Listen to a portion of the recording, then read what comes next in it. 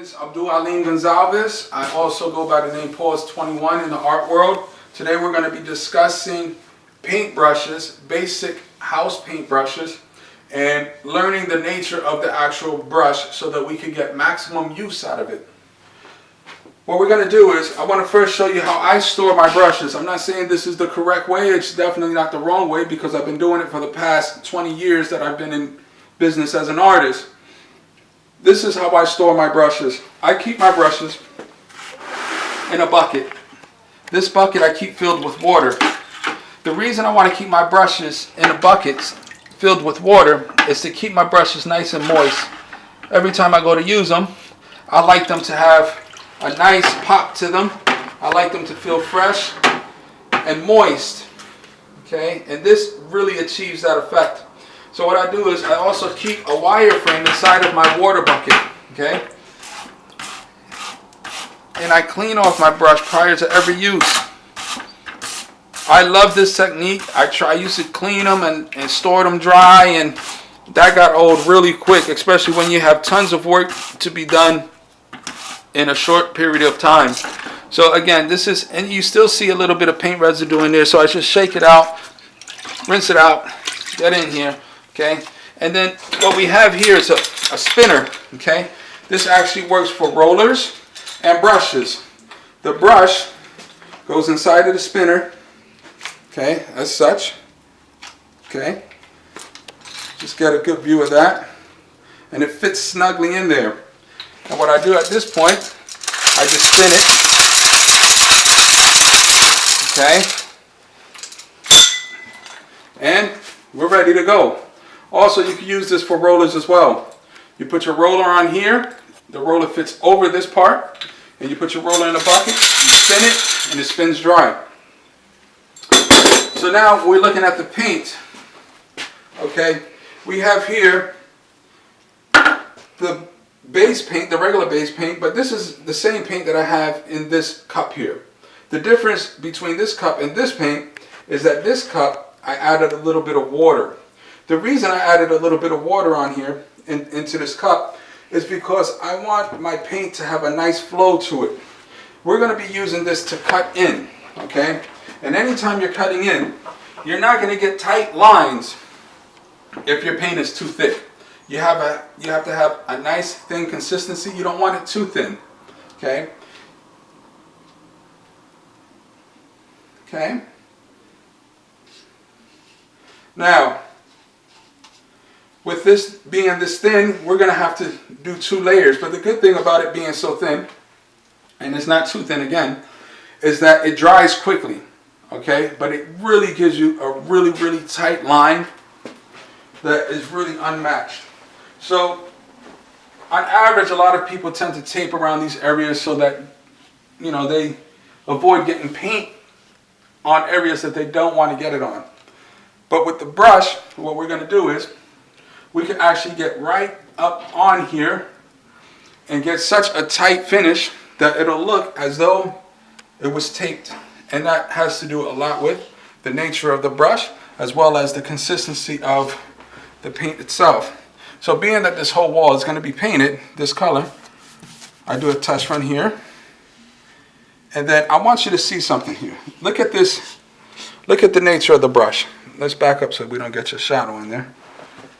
The nature of the brush is when you apply it to the surface and you push down, it spreads out. The bristles spread out, very flat.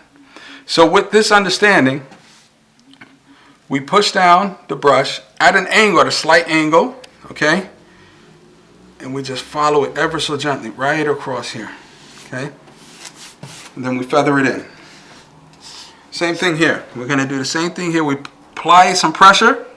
Okay, we're going to let those bristles fall down. Now what I'm doing here, so you know, is I've just put a chunk of paint down. Okay, I just put a chunk of paint down. And I'm picking it up. I'm picking up the paint with these bristles closest to the area that I want painted. Okay, that's going to allow for it to flow consistently. And then we put it down. We apply the pressure. And we got a nice smooth cut. Okay. And then we feather it in. We feather it in because you don't want to have all these brush strokes in there. And the other good thing about thinning down your paint, you won't have these brush strokes. The thicker your paint is, the thicker your brush strokes are going to appear. Okay, and this is amazingly quick. I'm doing it very slow for you guys so that you guys can see actually what's going on here. So again, I put my little blotch here, and I want to pile the paint up on the edge here. Okay, so I'm going to have more paint on this side as opposed to this side, but that's okay because this is my drag area. Again, lay down flat, and look how precise we could get with this. Okay, it looks as if we actually painted behind the plate here, and the plate was removed, but in reality it wasn't removed. Try coming around this side here so you can see again. And this is a good example because you have to go from various angles. And again, boom. And then I just flipped the brush over. Look what I just did. I flipped the brush over, okay, and I'm smoothing it out, okay. The nature of your brush is that the smoothing part, the smoothing portion of your brush lies right at the tip. This area here, right behind the tip of the brush, this is where your paint builds up, okay. This is your storage area. This is where you keep all the paint, but this area right here, this is where you smooth it out. So you'll find me quite often, I'll lay the paint down like this, and then I'll come back and I'll smooth it out with the very tip of the brush. Okay, now we're gonna cut in this whole area here, and I want you to see it in real time. Come on this side here. I lay down here, okay, I come up this way. Right. Again, lay it down, and I'm coming in.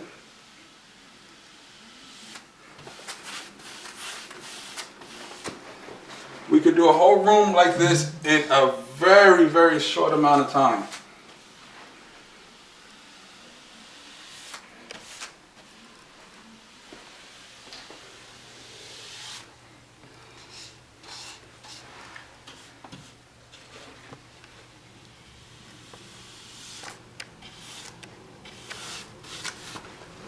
Okay, we're going to come back up here. Okay.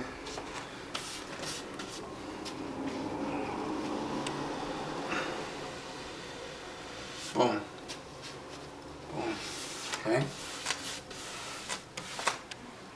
So now that's a very, very tight cut and within a fair amount of time. Okay, the other thing that's going on here is not just in the brush, but it's also how we hold the brush and what's going on with the wrist as we hold the brush when we pull the brush. Let's say, for example, we have a line here, okay? I want to follow this line, all right? What I do is I start up top here. I get it started, okay? Come around the side over here. Okay, we get it started. And I'm actually locking my wrist. My wrist is locked. And I just pull down with my shoulder. Okay? Pull down with my shoulder. And at the same time, you want it at an angle. Okay? Because let's say your edge is here. You want to pile it up at an angle. Again, you want to. And then you. The part that is actually laying the paint down is the very edge. That very end. That very end part is what's laying it down. This is prepping it. But this right here is laying it down. Okay? That's what straightening it. That's where all your straightening power and everything comes. Your whole control comes at the edge, at the end of that brush. The end of that brush. Okay? So, there we have it with that. Now, please pardon the door.